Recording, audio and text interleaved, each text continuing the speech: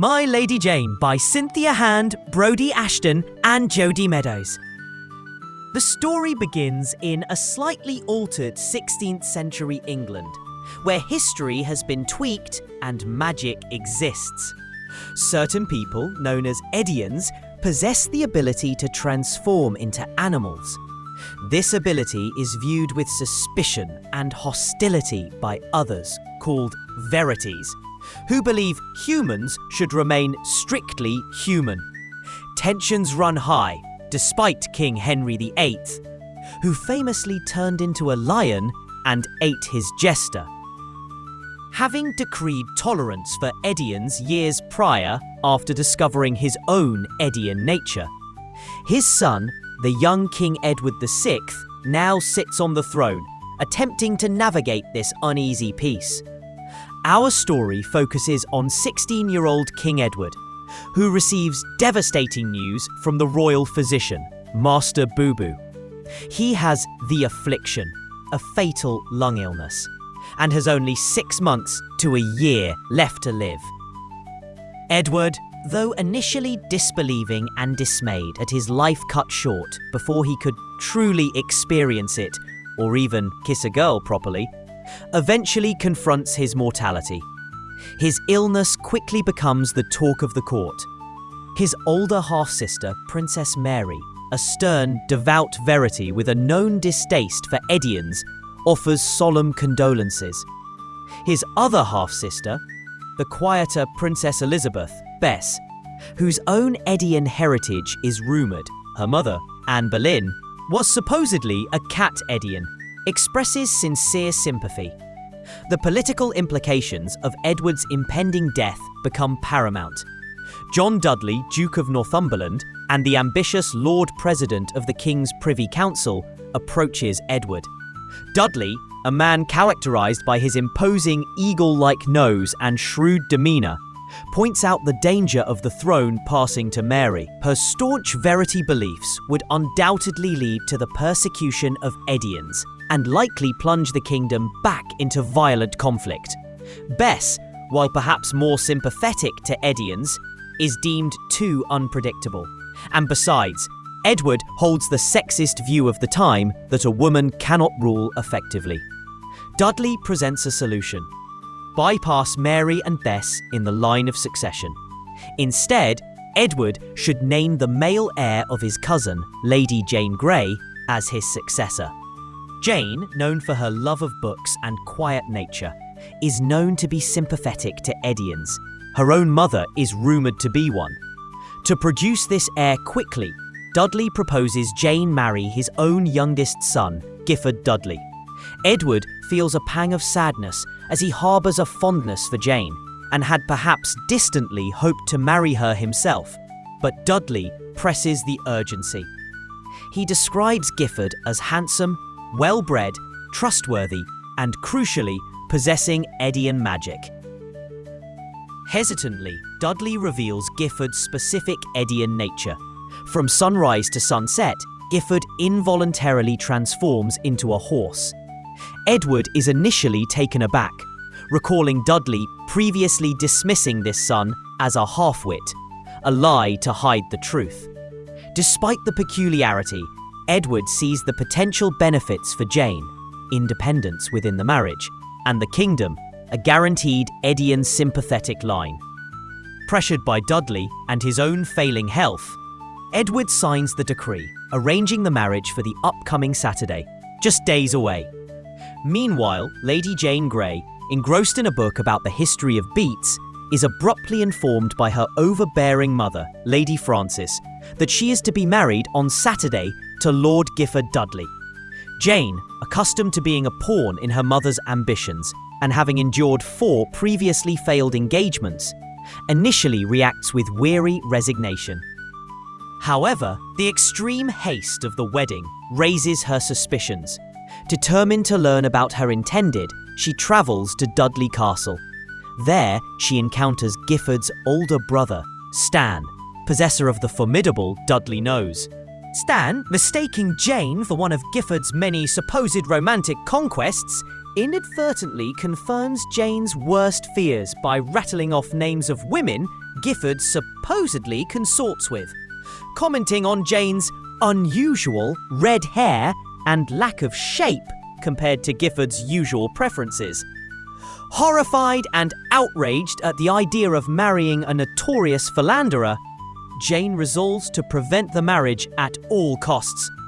At the same time, Gifford Dudley, who prefers to be called G, learns of his impending marriage from his parents. G lives a strange double life, a horse by day, enjoying the freedom of running wild, and a man by night. His family believes he spends his nights in debauchery, a misconception G encourages to hide his true, more embarrassing nocturnal activity, attending public poetry readings at rough inns like the Shark's Fin, where he performs his own compositions under the pseudonym John Billingsley. He is deeply unhappy about the forced marriage, particularly to the famously bookish and possibly unattractive, he fears, Lady Jane Grey. His father threatens him into compliance, leaving G resentful and concerned about revealing his horse curse to his future wife. Edward, now declining rapidly, makes some final decrees for his own comfort, including allowing his beloved Afghan hound, Petunia, pet, inside the palace. Jane arrives, distraught, demanding Edward call off the wedding because Gifford is a terrible womanizer. Edward, pained, reveals his terminal diagnosis to his shocked cousin. He explains he cannot stop the wedding, framing it as a way to ensure her security after his death. He promises to speak to Gifford about his behaviour, but crucially omits the detail about Gifford being a horse, thinking Jane might find it intriguing and fearing it would complicate matters further. Moved by Edward's plea and fragility, Jane tearfully agrees, asking only that he walk her down the aisle. Later, Edward summons Gifford. He sternly warns G to be faithful to Jane. Importantly, he reveals that Jane is unaware of G's Edian nature and commands G to tell her himself before their wedding night is over. G reluctantly agrees. The wedding takes place at Durham House, the Dudleys' London home, under the cloak of nightfall, necessary due to G's condition. Jane is miserable but resigned.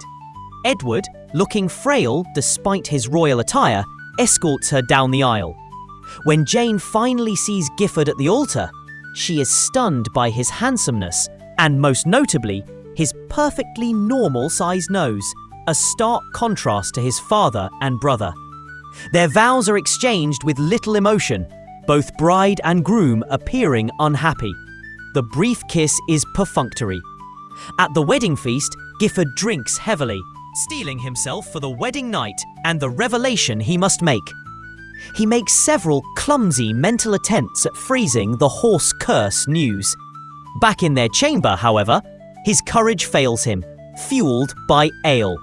He manages only a muffled, drunken slur about being a horf before passing out on the floor. Jane, assuming he's simply drunk and boorish, covers him with a blanket. Just before dawn, Gifford awakens in panic.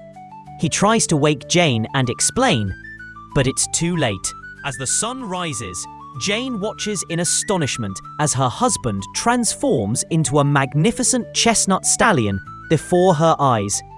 Shock quickly turns to fascination, as Jane has always been intrigued by Edians. She peppers the horse with questions, but G, now fully equine in mind as well as body, is distracted by the smell of apples brought by his loyal servant, Billingsley. Billingsley explains to Jane that G cannot control the change and will remain a horse until sunset. Trapped in the room, the doorways being too small for a horse, G spends the day pacing miserably, while Jane, after her initial shock, feels a mix of frustration and burgeoning curiosity about her unique husband. Back at the palace, Edward's health deteriorates sharply after the exertion of the wedding. Mistress Penne, his old nursemaid, fusses over him, trying to get him to eat. Edward suspects something is amiss when Pet reacts aggressively towards the food offered by the nurse. Late one night, Pet reveals her own secret. She is an Edian girl, Peter Bannister, the Kennel Master's daughter, whose family has secretly served and protected the Tudors for generations. In human form, Pet confirms Edward's fears. Mistress Penne has been poisoning his food, specifically his beloved blackberries, under the orders of Lord Dudley, the man with the big sniffer.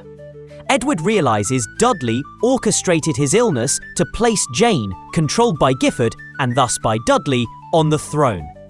Edward attempts to warn his sisters.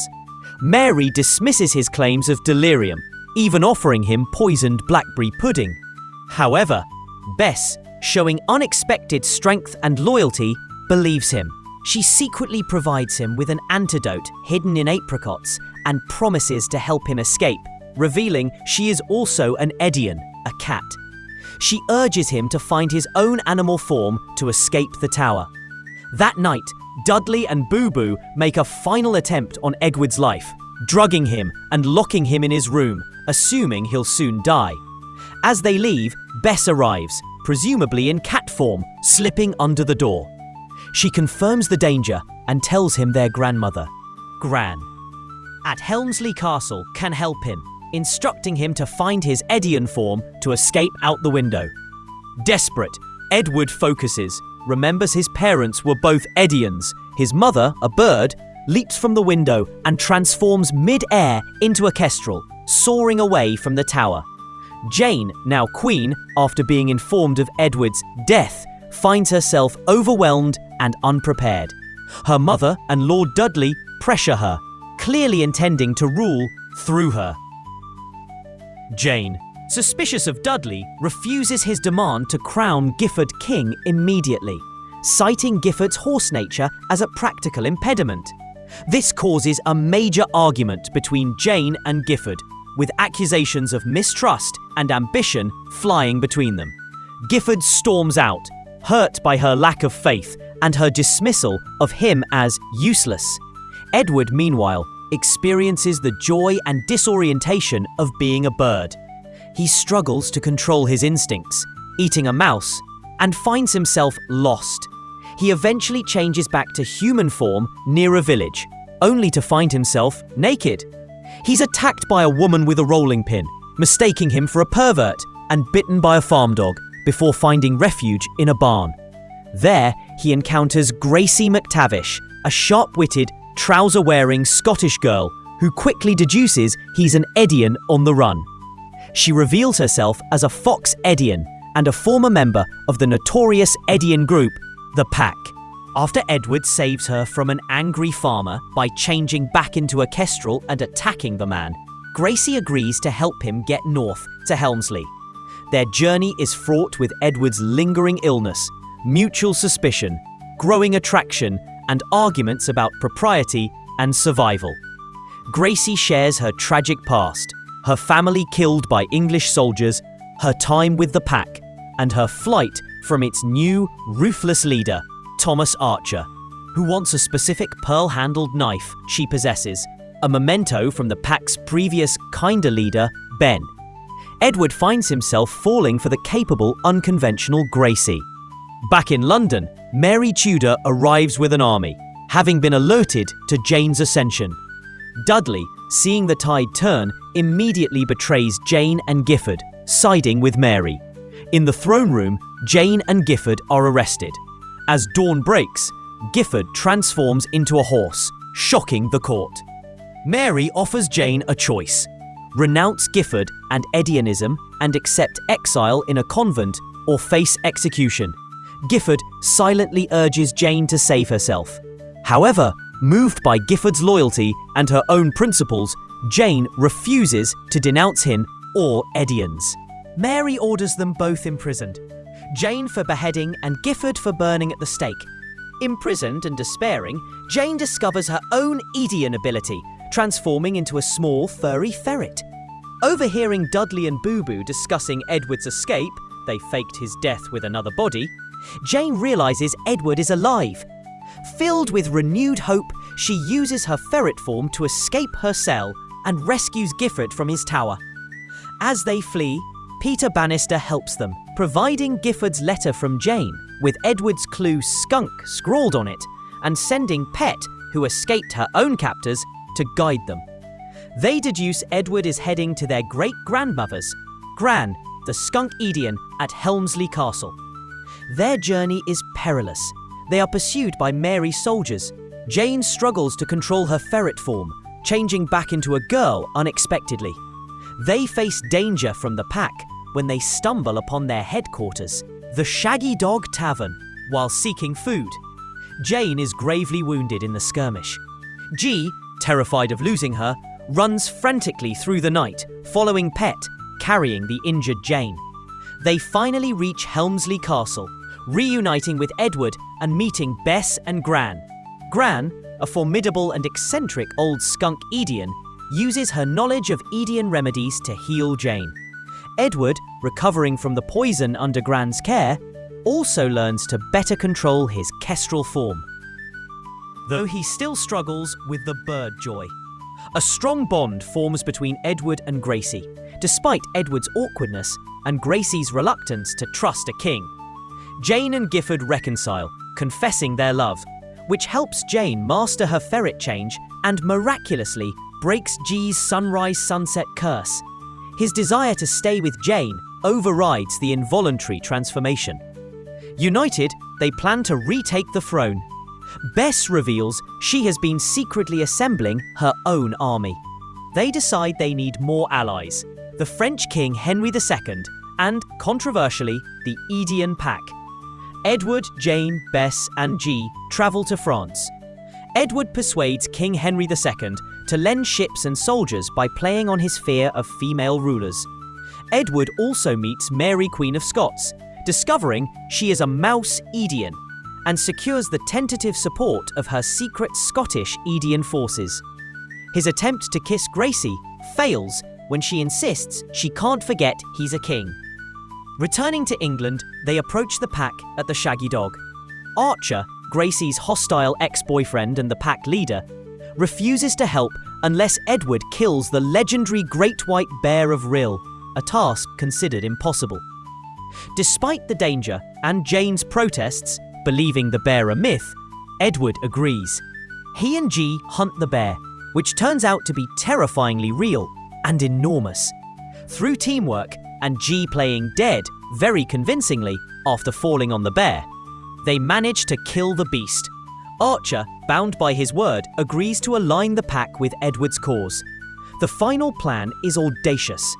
Create a diversion by having the combined armies, French, Scottish, Bess's forces and the pack, stage a noisy but fake attack on the London City Wall opposite the tower. Meanwhile, a small team will infiltrate the tower itself. Edward will fly in as a kestrel. Jane will sneak in as a ferret to open the iron gate from the inside. Gifford will wait outside the gate. The plan commences. Jane successfully navigates the tower as a ferret, overcomes guards using her teeth and claws, and lets Edward, now human and armed with a fire poker Jane found, and Gifford inside. They confront Stan Dudley, who flees, Bash, Edward's former weapons master, and Lord Dudley. Edward defeats Bash in a duel, while Gifford confronts his father, ultimately sparing his life but ensuring his downfall. They burst into the throne room to confront Mary. Edward declares himself, denouncing Mary's treason. Mary fiercely defends her claim, arguing Edward is illegitimate and unfit to rule. Bess intervenes, eloquently defending Edward's right and capability. Enraged, Mary lunges at Bess, but involuntarily transforms into a grey mule. With Mary defeated, Bess prepares to crown Edward. However, Edward, having reflected on his past inadequacy as king, and recognizing Bess's true strength and wisdom, makes a stunning decision. He abdicates the throne, formally passing the crown to Elizabeth. The court accepts, proclaiming, "Long live Queen Elizabeth!" In the aftermath, Bess begins her legendary reign. Edward, no longer king, finds Gracie, who has become the new leader of the pack after Archer's death in the diversionary battle. Free from the constraints of the crown, Edward and Gracie share a passionate kiss. Their future uncertain, but hopeful. Jane and Gifford, their curses broken and their love affirmed, hold a second wedding. This time outdoors, during the day, surrounded by their true friends and family, minus the treacherous ones.